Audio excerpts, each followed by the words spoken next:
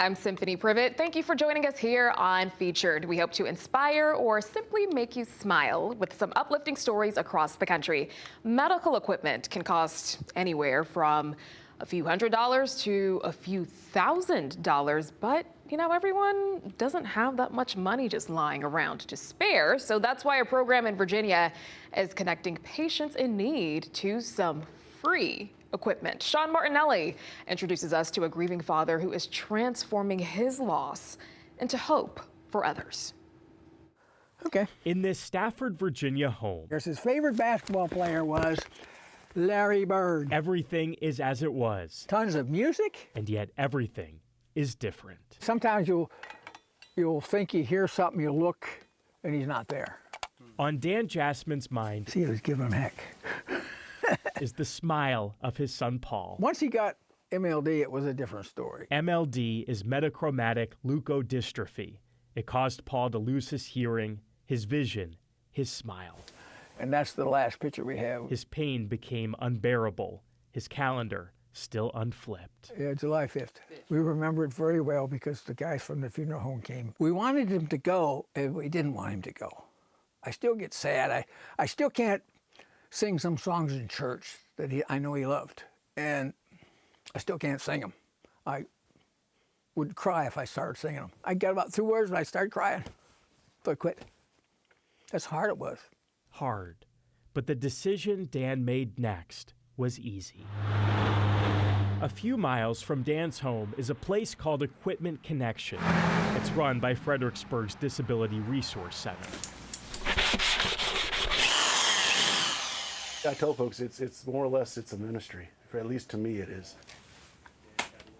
There we go. Eric Barnes Just a little adjustment. oversees this warehouse of misfit medical devices. Rust on the mounting points, that's a huge no-go. Items are donated, then temporarily given to those in need. Thank you for letting me borrow the knee scooter. I loved it.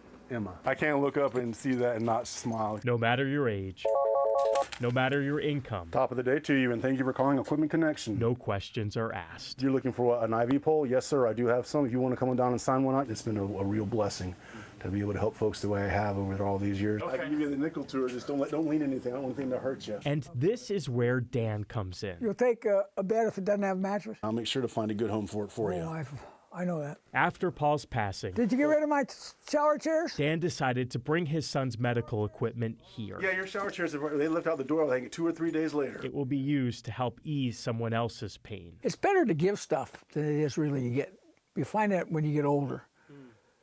You have more joy giving something to somebody than you do take it back. There's still stuff back there we still going to give away. Through that simple generosity, even in death, Paul's legacy lives. To make other people happy. To make other people happy, to make them smile, like Paul.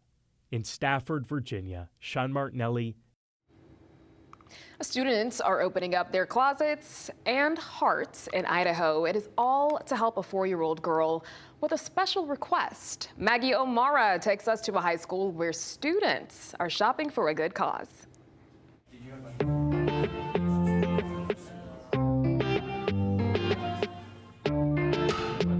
Here at CUNA High School, the students get to shop at school.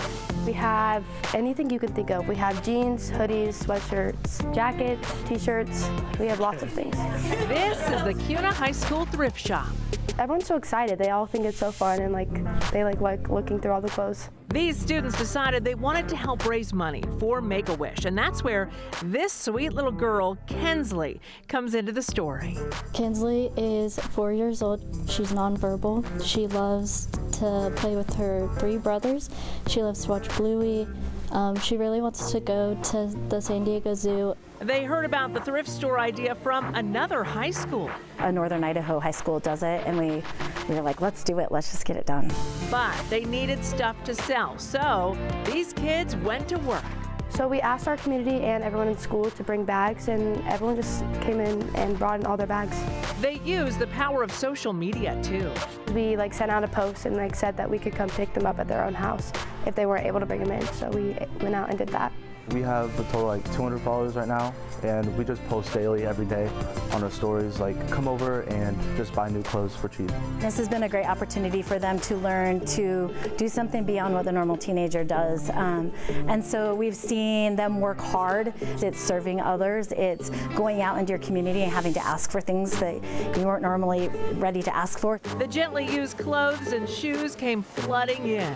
They're like, oh, there might not be anything cool in here, but then they come and they find a lot of cool things. And then it's also just bonus that they get to help someone else out. We're having some of the kids come back over and over and over again, and they're so excited and they find new treasures every day. It's cool to see everyone in student council and even like the community come together so that someone can find their dream and like make that dream come true. The school held a special assembly to let the student body know how much money they all raised. Through the Make-A-Wish Foundation, we get a chance to help a wish come true.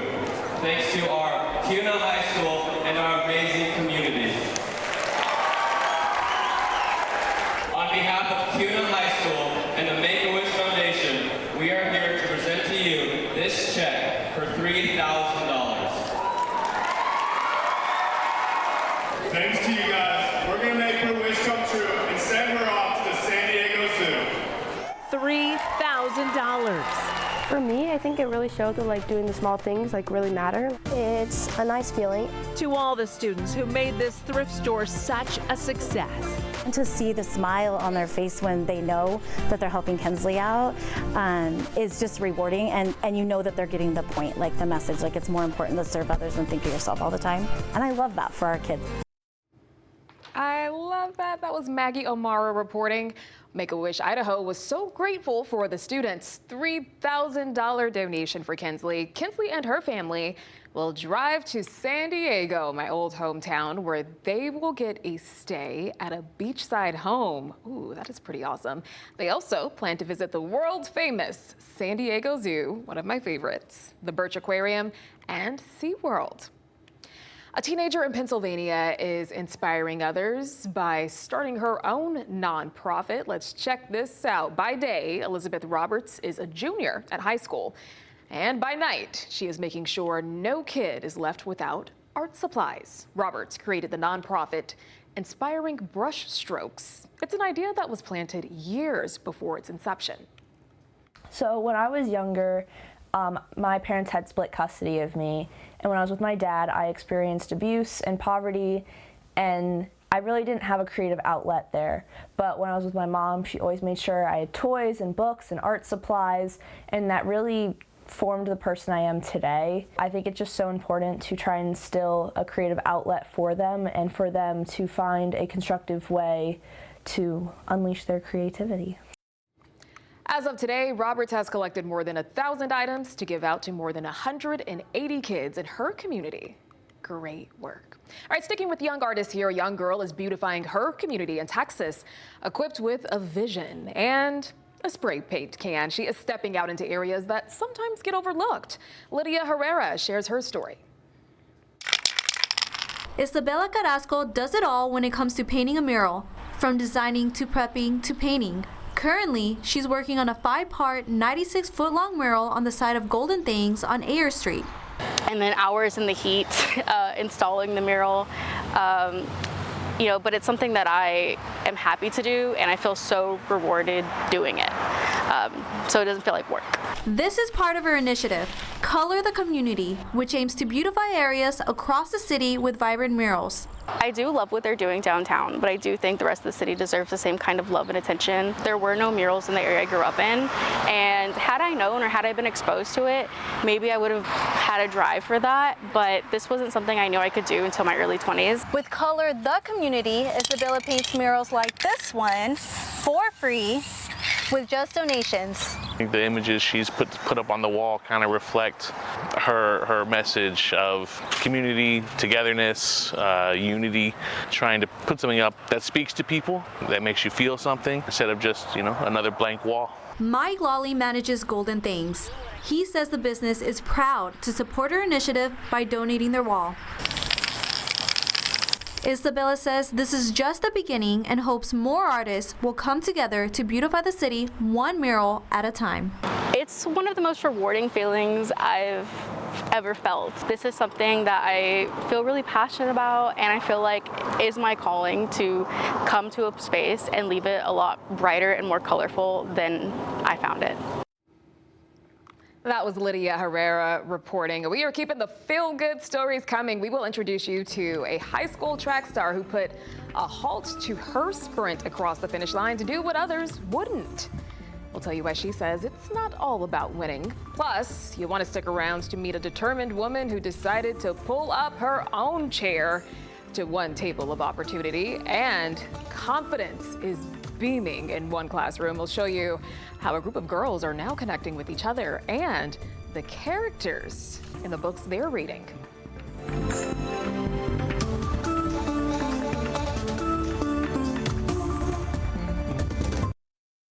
Welcome back. More than 2 decades ago, a Texas woman broke barriers entering an arena where men often dominated, but she did not let that stop her from working even harder to achieve her goals.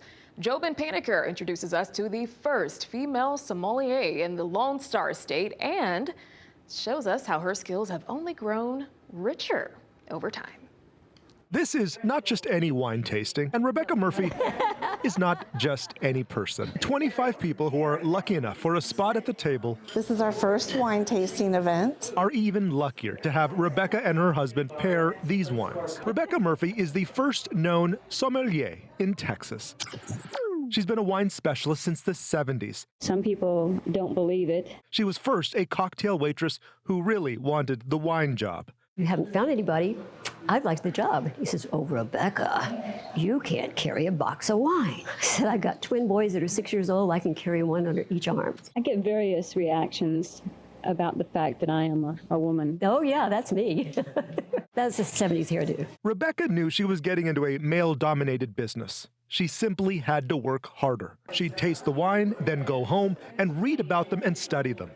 She went from sommelier to wine writer to wine traveler. Fun for us, too. To be the first and to have her here. So we're very blessed to have her here at our community. This is Edgemere, a senior living community in Dallas. Rebecca and her husband, Dr. Keith Martin, joined as residents a few months ago. This will be the first of many tastings. A palate refined over time and still serving.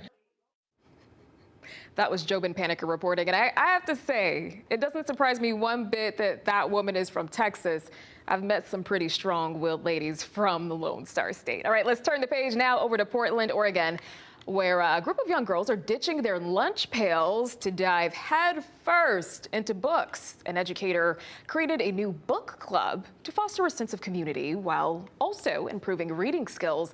And as Christine Pitawanich found out, it has become a place where the girls say they feel like they can relax and be themselves. Here at Cesar Chavez Elementary in North Portland, twice a week, this group of girls give up lunchtime in the cafeteria.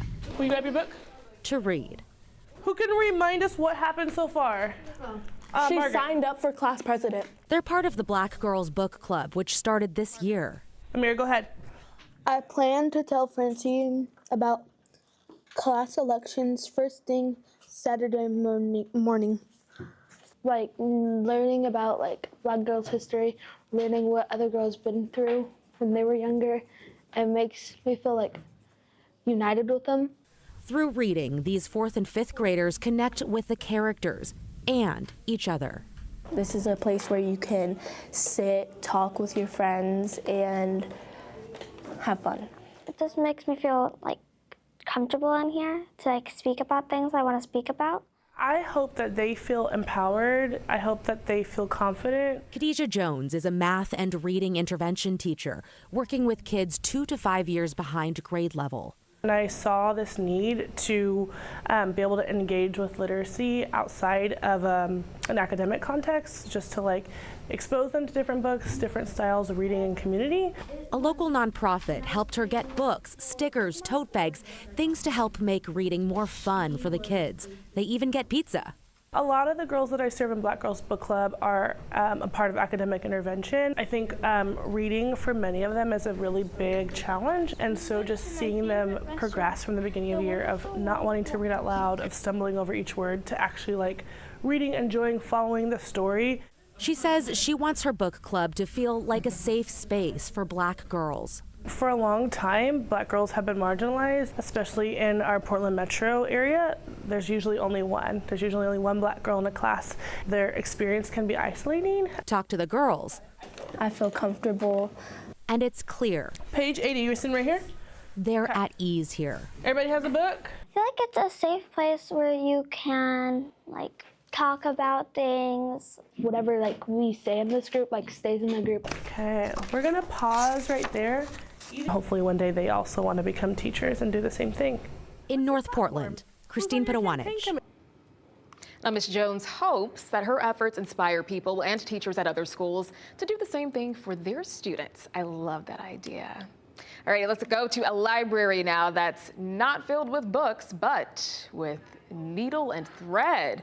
It's called the Embroidery Library. Check this out. A Minnesota company based out of Maple Grove that has customers around the globe. Artists at the Embroidery Library create one-of-a-kind designs.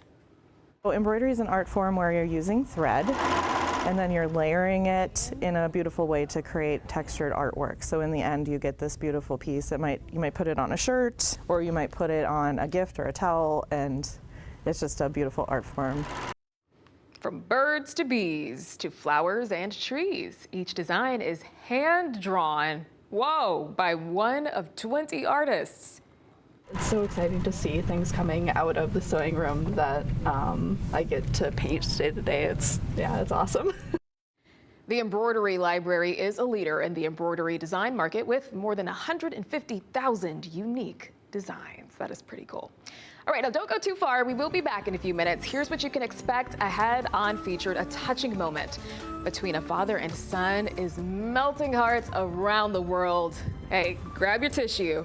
You want to stick around for this tearjerker. And a little bit later, how a woman is spreading her love and grace in a San Diego community, one stitch at a time.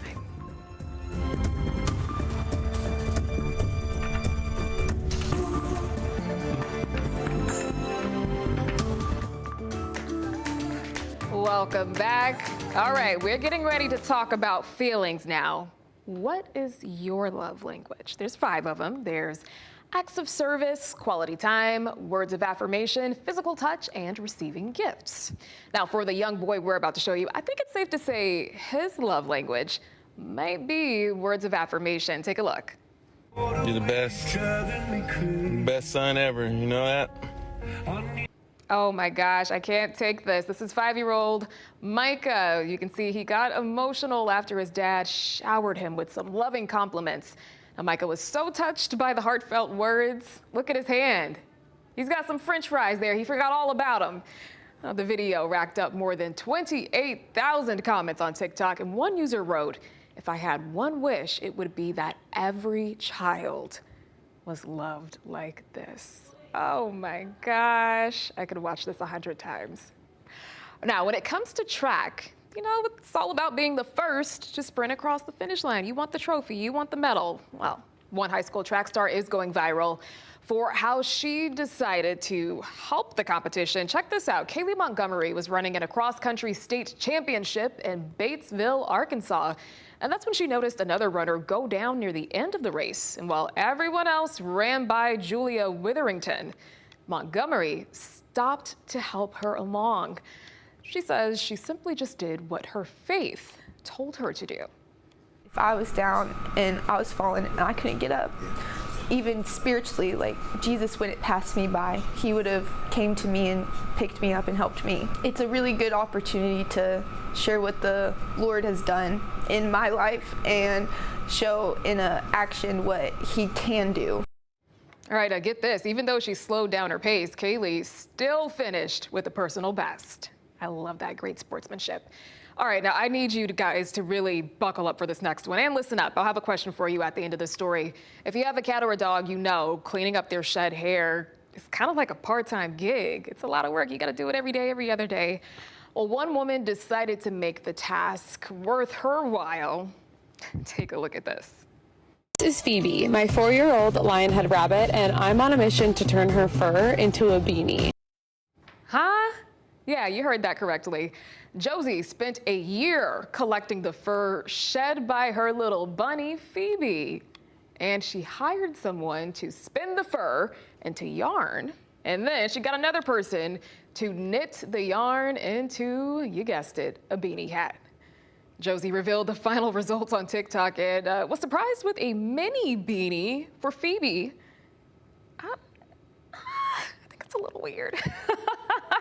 All right, now I loved our family dog down to the bone, loved my pup, but there is no way that I would ever want to wear anything made of his hair. It's not for me, I'll say that. Pet parents, is this a trend you would want to hop onto? Reach out to me and let me know. All right. Let's move on to this next one here. What's better than free 99? I love that. Well, most people wouldn't think twice about snatching up a freebie, but a couple online has sparked a debate around when people should turn down a freebie. Now, I want you to watch this clip and let me know what you think. Looks like a joyous moment, right? So the video shows onlookers cheering as a man drops down to one knee to propose at a resort in Hawaii. Okay, they're having a good time. Now, you might be thinking, oh, how sweet. But the make-believe bride revealed on X that they were already married, and her actual husband, not fiance, faked this whole thing, the whole proposal. It was fake just to get them some free drinks. Come on. The video quickly sparked backlash with many comments like, deceiving people is not the win you think it is. But not everyone had that opinion. One user wrote, how is this any different than a family having their kids lie about their ages to eat for free? What do you say, Anthony? Yeah, you do it? Yeah. He doesn't think it's that bad. That was, oh, I don't know. I wouldn't do it. All right, we have much more for you ahead on Featured. Stick around. We meet a crossing guard who is called the pulse of her community. We'll show you how neighbors are showing appreciation on a larger scale, plus a tour of the largest monument in America. You ever wondered exactly how people tour the Gateway Arch in St. Louis? Well, it's not as simple as just looking at the attraction.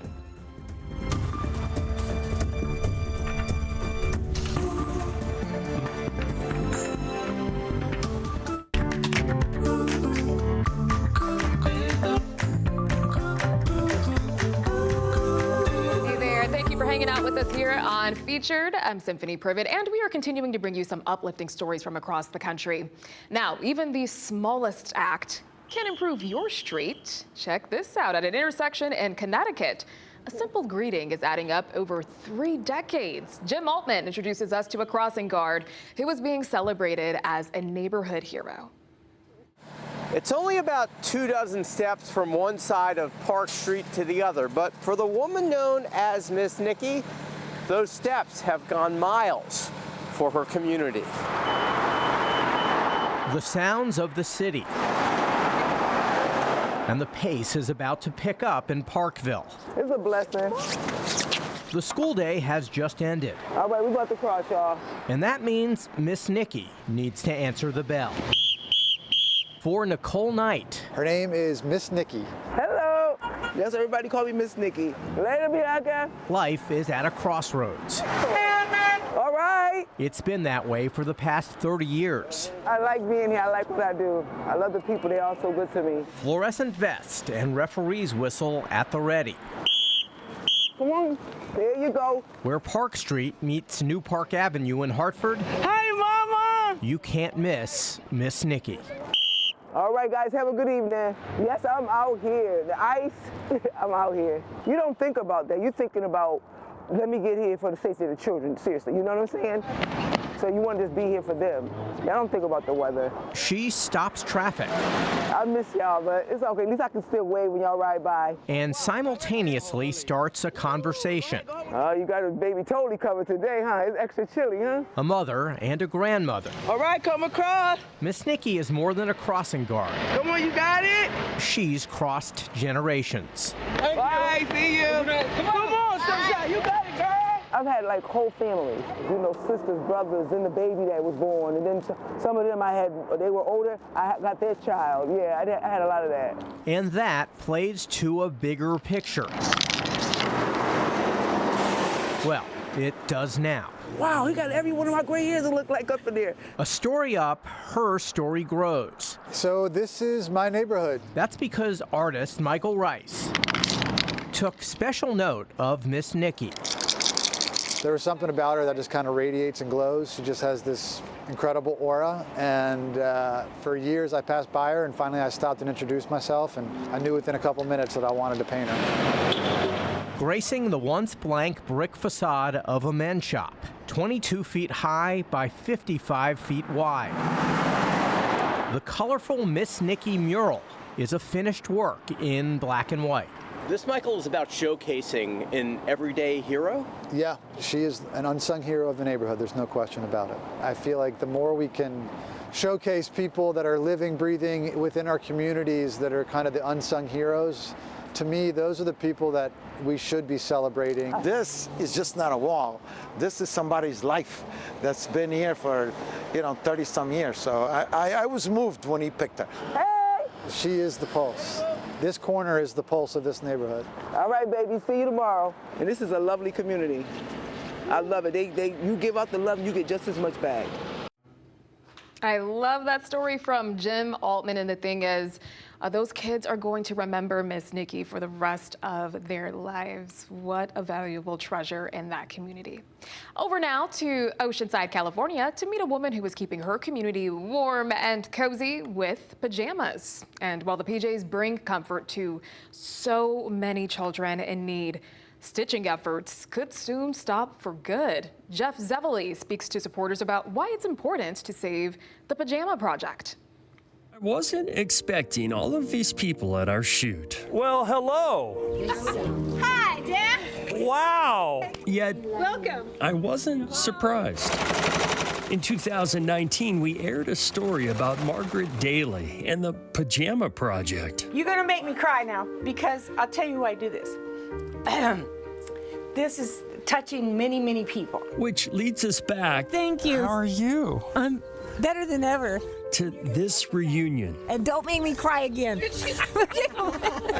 Why would we cry? Because of happiness.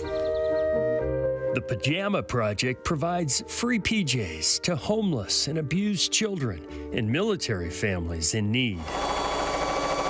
Margaret alone has sewn 12,000 pairs. It says, handmade with love for you. Margaret is the most unselfish person in the world. She does this. Kindness of her heart, will not take a penny. Her heart is so big. In the heat. It's hard to even explain. The best thing about Margaret is the love, the heart, the grace that goes into every single pair of pajamas. Pastor Laura Zeal from Bethlehem Lutheran Church says Margaret's the stitching that holds this project together. Nobody has loved like this woman.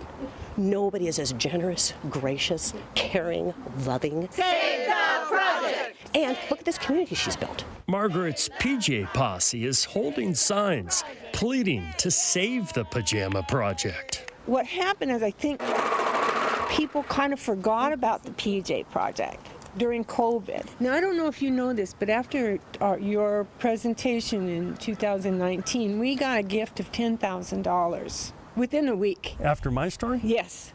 Wow. Oh, you didn't know it. Those funds have dried up, but I want to show you this. Every penny is accounted for. This is what 12,000 pairs of pajamas looks like in a scrapbook. This is incredible.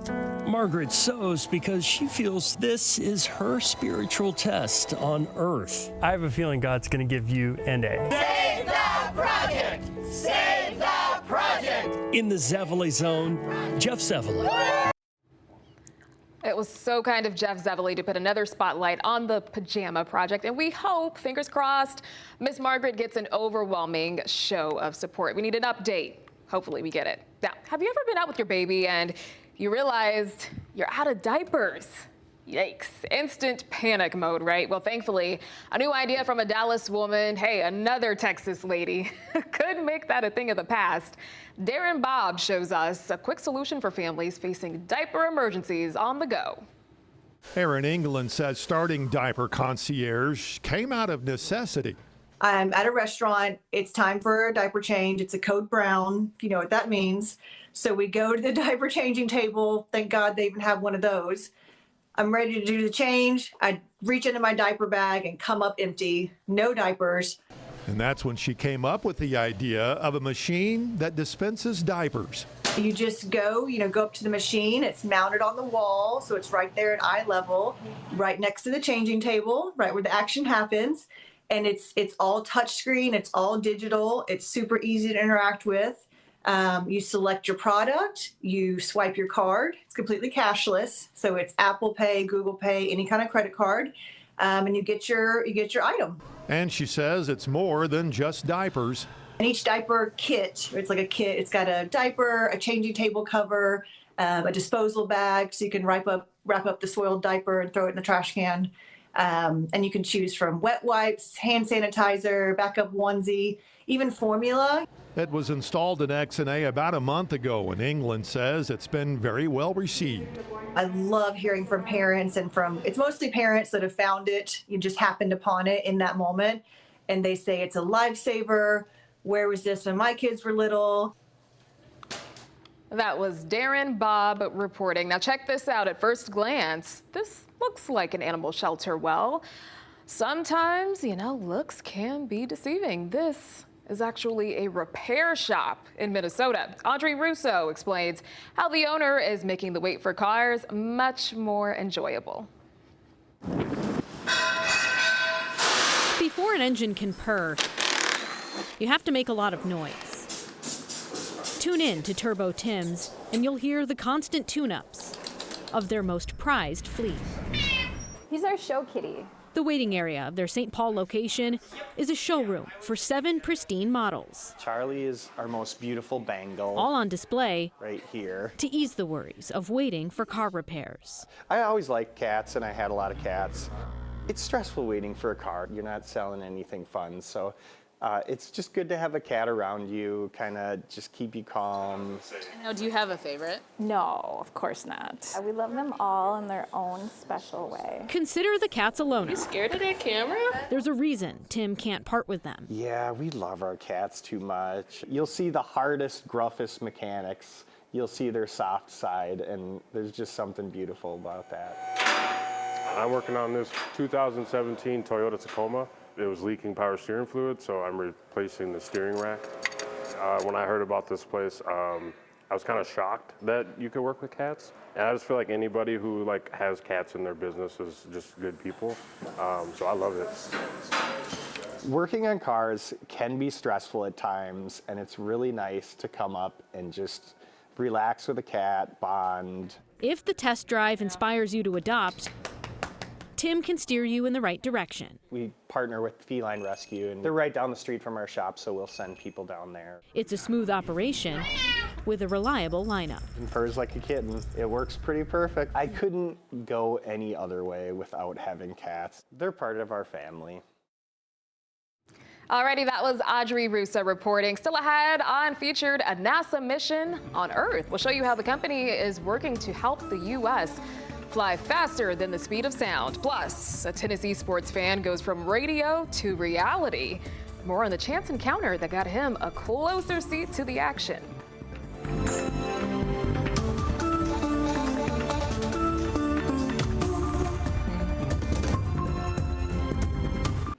Welcome back. We are heading over to the University of Tennessee now to meet a big sports fan. He usually turns on the radio to hear the games, but legendary broadcaster Bob Kessler changed all of that. Emily Ray Cochran explains.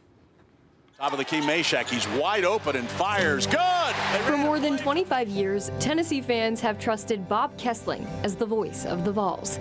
But no Tennessee fan relies on him more than Ryan Coggins. Tied up at 34 all. We were doing the Big Orange Caravan in Kingsport, and they said, there's a young man that wants to meet you. I said, well, sure. And he was over by the front door, but he was a little bit different because he had a cane in his hand. I was born blind, so I hadn't been able to see my whole life. So when Ryan showed up to the Big Orange Caravan alone, Kessling had some questions. How'd you get here? I Ubered. He said, I Uber everywhere. And I said, well, that's pretty remarkable. The two chatted for quite a while. I said, well, Ryan, this is, really good to meet you. He said, yeah, I wanted to come here because you're my link with, the Vol Network and University of Tennessee Sports. That's how I follow all the games, listen to your broadcasts. Good. There we go. After finding out Ryan had never been to a UT football game, Kessling asked for his number and was determined to get him a seat in Neyland Stadium. I didn't think that he would contact me because, he's the voice of the Vols and got a lot going on, but he contacted me and we got it set up and I was able to go to a football game. Ryan sat in our booth up at the top row, and so he had a headset and he put one ear here so he could listen to the game, and then he uncovered the other ear so he could hear the stadium. He'd never heard the stadium before. And it's football time in Tennessee. He could feel him running through the tee, and so I said, Ryan, did you enjoy the game? He said, this was the greatest night of my life. But it wasn't just a one-time thing. Kessling made it happen again during Vol basketball's regular season finale against South Carolina. His final Tennessee home game on the mic. Listening on the radio, you can hear the crowd, but it's lower on the radio. But here, it's loud, and you're right there at it. Lays it in. Reminding Kessling why he's been on the call all these years. You're their link. You're the person that's how they follow it, so it's rewarding. It's just an experience. I'm never going to forget. That was Emily Ray Cochran reporting. And I am sure this Houston Rockets fan we are getting ready to show you will never forget this moment. This guy left the game with a bigger bank account. Oh, I wish it were me. He made a shot from half court and he won $25,000. Lucky guy.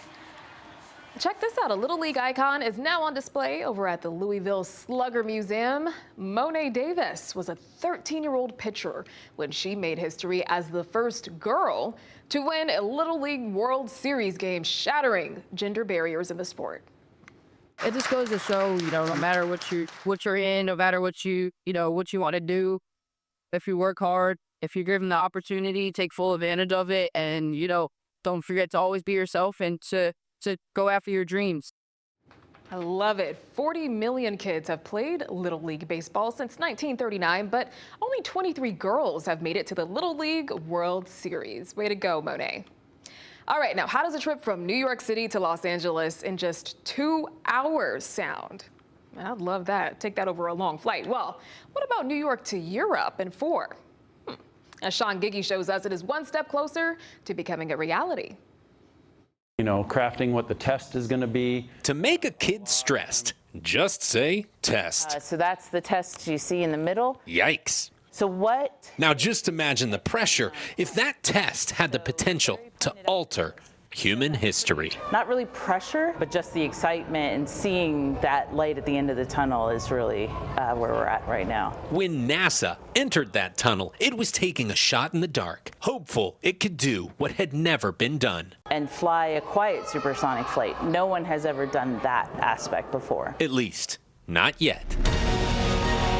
After years of tweaking and testing, NASA's X-59 plane will finally fly this year. I got to fire up the engine the other day. Nils Larson is the test pilot who will fly it. That's what we're going for. Get you across the country twice as fast to go see Grandma. Ever since we turned the engines on, it became real. Kathy Baum is X-59 project manager. We started building this aircraft. She, Nils, and other NASA officials talked to students at Dallas's Frontiers of Flight Museum about the plane. And we're going to go a little bit faster and a little bit faster and a little bit faster. They explained how the X-59 will fly supersonic, faster than the speed of sound. We've been working on this plane for a long time. Which is nothing new. The problem was it made a very, very loud sonic boom to go along with that fast speed. And it was so loud and disturbing. For that reason, flying supersonic is now illegal. So that's really what we're trying to change. 7 years of work led to this engineering marvel. So it's really exciting. At supersonic speeds, the X-59 will sound like a car door shutting in the distance. Following a few more ground tests, it will fly over numerous cities around the country. NASA will ask people on the ground if the sound bothered them. If the sound is less than this amount, if successful, it may be decades before it's available commercially. That's just many of the different ways. By then, we'll know NASA engineered it, and these kids built it. It just makes me even more excited to see what can I do to better leave off a place where they can continue to go off of. In other words, invest in the future, and you'll get there faster. All right, that was Sean Giggy reporting. Up next, we're heading over to the Lou, aka St. Louis, if you didn't know, to go 1,630 feet high.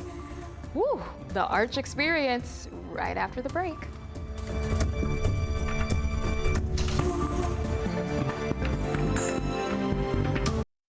Welcome back. Now, before we go, we've got this really cool story coming out of St. Louis. We are taking a ride to the very tippy top of the Gateway Arch in St. Louis. Now, I've been up there, and I have to say this.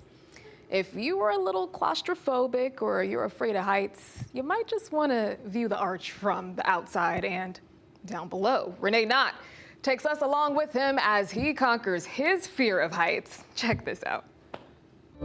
There are tall buildings in St. Louis, but nothing. The Arch is the largest monument in America. Stands taller than the Gateway Arch. 630 feet of awesomeness. One of the most beautiful monuments in the entire world, right here in this great city of St. Louis. The glistening stainless steel. It was a monumental feat to build this.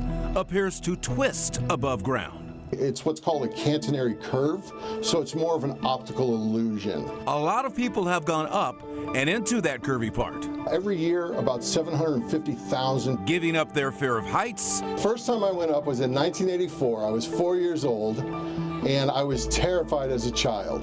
And fear of tight places. The pod is 5 foot tall, just about 5 foot wide, just about 4 foot deep. I was one of the fearful. But not anymore. There's honestly nothing to be afraid of. Finally, riding the tram with complete strangers for the short climb. 4 minutes up. And then, the moment. Walking into the observation area to peer out from 630 feet above it all. And look down within 30 miles in all directions. The view is amazing. It's the closest thing to flying without being in a plane. But eventually, time to go back down to Earth. Just over 3 minutes down. Got a little bit of gravity helping you on the other way. But no longer having the fear of missing out. It's such a cool experience here in St. Louis. On the complete Arch experience. Every walk of life, people that are terrified, people that are thrill seekers, people that just want to experience what it's like to be that high in the air and look out on that 30-mile view. They've done it. They've done it. That was Renee Knott reporting. So I went up there several years ago with a couple of my best friends. We were all in that little tight tram ride. And I'm not a person who's normally claustrophobic, but I did feel the anxiety rising as we kept rising to the top of the arch out there. But it was a good experience. I was happy to get off of it, though, once it was over. Thank you for tuning in to Featured. I hope that you found something that inspired you or simply made you smile. Until next time, make it a great one.